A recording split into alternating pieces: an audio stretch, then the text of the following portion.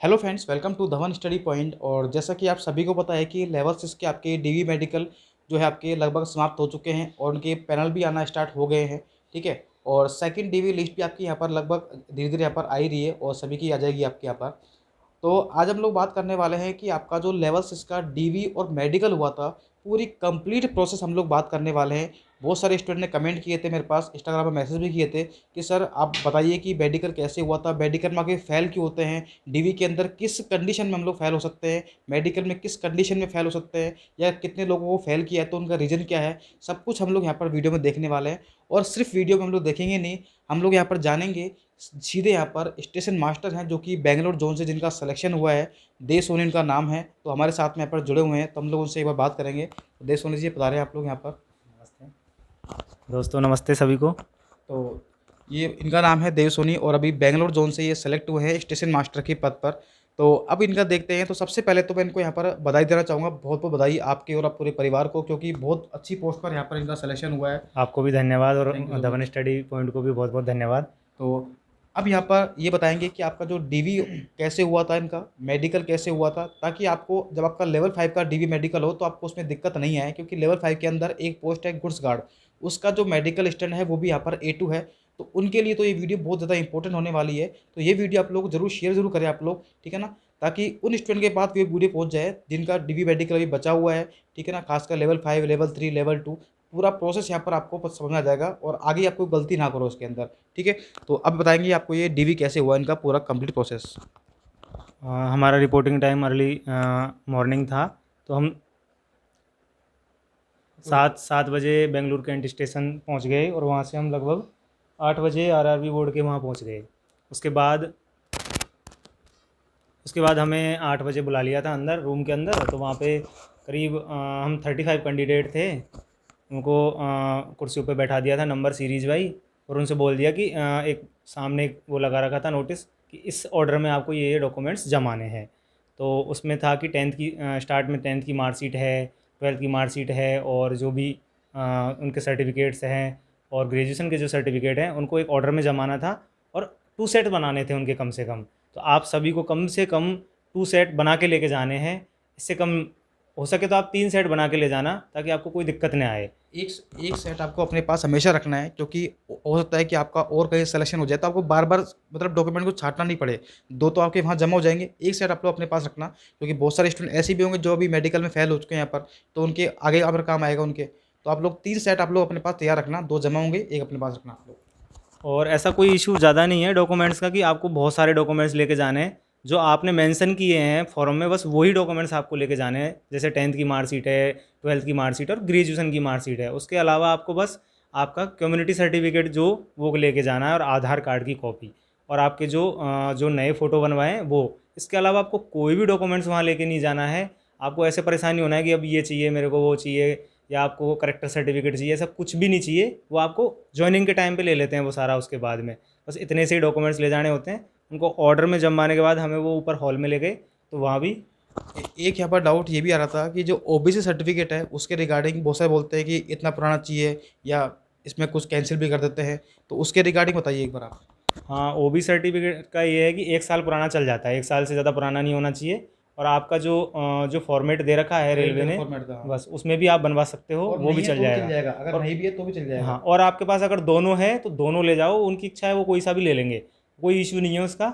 और अगर आपके जो मार्कशीट वगैरह में कोई नाम का नाम का प्रॉब्लम है, सरनेम का गलती है। सरनेम का कोई गलती है, तो उसके लिए आप एफिडेविट बनवा के ले जाओ। कोई इशू नहीं है, आपको डीबी में कोई परेशान नहीं करेंगे, बहुत लाइटली पेश आते हैं वो। ऐसे नहीं है कि आपको बहुत डराएंगे कि भाई आपने क्या किया है। आपसे सारी चीज़ें वो डिटेल लेते हैं आराम से, और ऐसा कोई इशू नहीं है। तो ये इनका था पूरा डीवी का प्रोसेस। ठीक है। अब बताएंगे यहाँ पर कि इनका डीवी होने के बाद में इनको अगले दिन बुलाया गया था मेडिकल के लिए, और कहाँ बुलाया गया था, कितना दिन का सेंटर था, और वहाँ पर कैसे इनका मेडिकल हुआ था, बिल्कुल ये बताएंगे स्टार्टिंग से यहाँ पर। डीवी के टाइम पे हमारे पहले ही हमें पता लग गया था, लगभग लगभग जो हमसे पहले हुए थे उनके डीवी, तो ऐसा था कि उन्होंने 2020 के डिवाइड कर दिया था।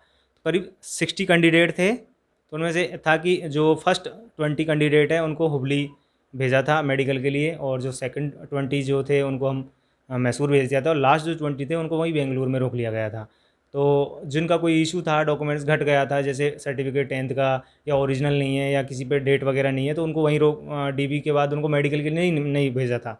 उनसे बोला कि आप कल आपके जो भी डॉक्यूमेंट्स घट रहे हैं उनको लेके आएँ, उसके बाद आपको डीबी के लिए वो मेडिकल के लिए भेजेंगे। तो हम वहाँ से अगले दिन निकल गए, शाम को ही हम निकल गए थे मैसूर के लिए, हमारा मैसूर आया था मेडिकल के लिए। तो हम शाम को निकल गए थे, तो सुबह हमारा 7 बजे रिपोर्टिंग टाइम था हॉस्पिटल पे। तो हम करीब 6:30 बजे हॉस्पिटल के पहुँच गए थे। तो वहाँ पे हमसे 7 बजे वो जो मेडिकल मेमो उन्होंने दिया था वो हमसे ले लिए थे। हाँ, एक ध्यान रखना, जो मेडिकल मेमो वो दे उसको खोलना नहीं है आपको, वो हॉस्पिटल वालों को ही खोलना होता है, इसका ध्यान ये रखना आपने होता ध्यान है। रखना। हाँ, और वहाँ से एक रिसिप्ट और देते हैं वो 24 रुपये की। आप हो सके तो आप छुट्टे लेके जाना 24 रुपये, उनको प्रॉब्लम होती है, उनके पास छुट्टे नहीं होते हैं, हाँ, हाँ। वो स्ट्रिक्टली ये बोलते हैं छोटी-छोटी कि बातें हैं, लेकिन आपको ध्यान हाँ, रखनी है ताकि आपको थोड़ी-सी भी दिक्कत नहीं थोड़ी आए सी आपको। दिक्कत नहीं आए। 24 रुपये आप इजीली दोगे, वो फटाफट से रिसिप्ट बना के, और ध्यान रखना रिसिप्ट को लेके ज़रूर जाना है आपको, क्योंकि वो डॉक्टर देखते हैं वहाँ रिसिप्ट को कि आप लाए या नहीं लाए। हो सकता है आप मेडिकल मेमो कहीं से बनवा के ले आए हो, हाँ। और मेडिकल मेमो खोलना नहीं है, वो खोलते हैं खुद ही और अपने हिसाब से ऑर्डर से जमाते हैं और उनका एक ग्रुप बना देते हैं। हमारा ये था कि हमको बुला के फिर वहाँ भी एक कुर्सियाँ लगा रखी थी 20 बंदों को, तो हमको बैठा दिया था 20 बंदों को। और उसके बाद उन्होंने बोला कि आप बैठो, और एक फॉर्म दिया था उन्होंने हमें भरने के लिए। अच्छा, अच्छा। तो उस फॉर्म को भरते टाइम आपको बहुत ज़्यादा ध्यान रखना है। ये नहीं कि आप उसमें बहुत गलती कर दो, किसी में यस कर दो, किसी में नो कर दो, तो आपको बहुत परेशानी हो जाएगी, क्योंकि हमारे टाइम पे अगर आपको नहीं पता है तो आप पूछ सकते हैं पूछ उनसे। सकते हो। हाँ, और इजीली गलती ना ऐसा करें। कुछ भी नहीं है उसमें, आप पढ़ सकते हो। आप मतलब किसी एग्ज़ाम को क्वालिफाई कर रहे हो तो आपको इतना तो पता ही होगा कि ये चीज़ें क्या भरनी है। नॉर्मली उसमें सर्जरी है और ऐसे ही अपने बॉडी चेकअप से रिलेटेड चीज़ें होती हैं। कई लड़के क्या करते हैं, यस भर देते हैं। ऐसे ही हमारे टाइम पे साथ में एक लड़के का हो गया, तो उसने क्या कर दिया, आई टेस्ट का था, उसने यस कर दिया कि लेजिक सर्जरी यस।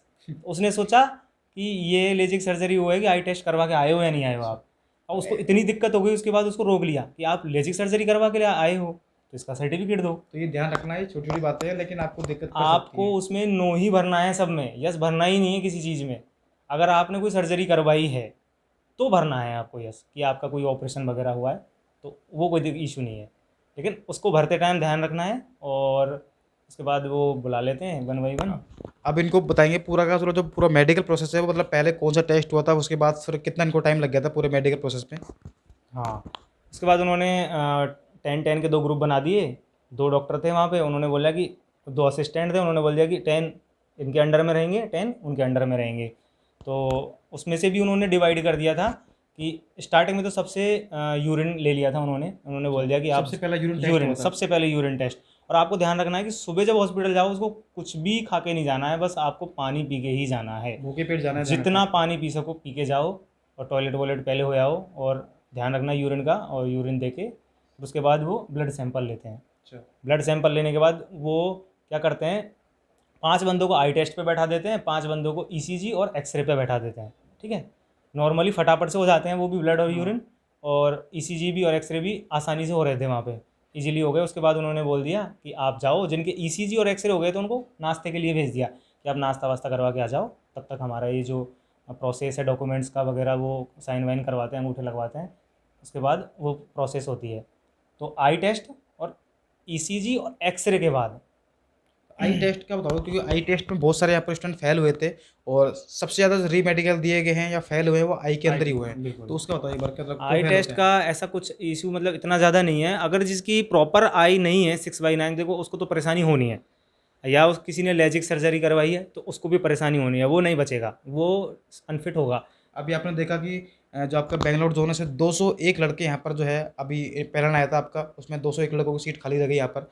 लेकिन ऐसा नहीं कि 201 सीटें आपके री मेडिकल वाले हैं या फेल वाले हैं, उसमें से कम 80 90 या 100 के आसपास तो वो होंगे जो डीवी स्किप करने वाले होंगे।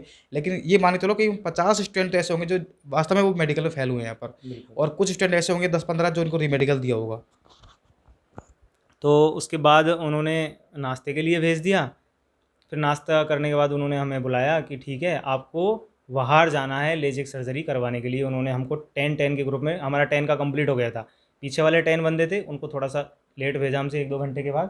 तो एक प्राइवेट हॉस्पिटल उन्होंने अरेंज कर रखा था उनसे, वहीं वहाँ हमारा आई टेस्ट हुआ था। तो 850 रुपये उन्होंने हमसे फ़ीस ली थी आई टेस्ट के लिए, लेजिक सर्जरी के लिए। तो वहाँ भी ज़्यादा ऐसा कोई टाइम वाला इशू नहीं था कि 5-10 मिनट में इजीली हो रहा था, लेकिन वो टाइम ले रहे थे हॉस्पिटल वाले। हमें करीब 2 या ढाई घंटे में उन्होंने वहाँ से फ्री किया था। तो हम 12 बजे वहाँ गए, 12 बजे से हमको करीब 3 बज गए थे हमें आने में।